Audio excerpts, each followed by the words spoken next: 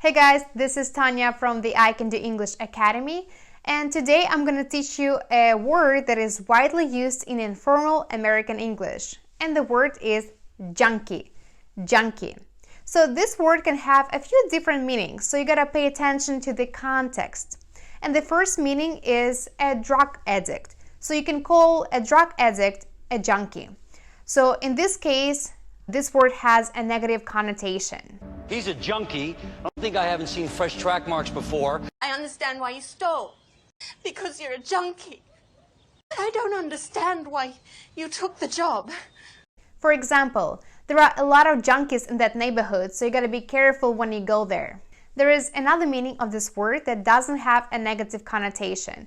So you can call someone a junkie if they are very interested in a particular activity, and especially they spend a lot of time on it. For example, you can be obsessed with the books you love reading, right? Or you love watching TV, so you can call yourself a book junkie or a TV junkie. Sorry, I'm a news junkie. Your husband, I heard he's getting out. Is that the idiot that went over Niagara Falls on a horse?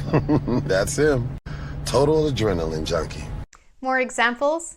He is certainly a TV junkie. He can spend hours on the couch watching TV.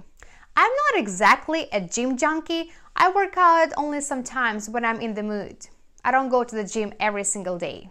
So that's your lesson for today, guys. Tell me, what are you junkie about? Maybe a book junkie, a TV junkie, news junkie, what is it? Tell me in the comments below, and I'll see you next time.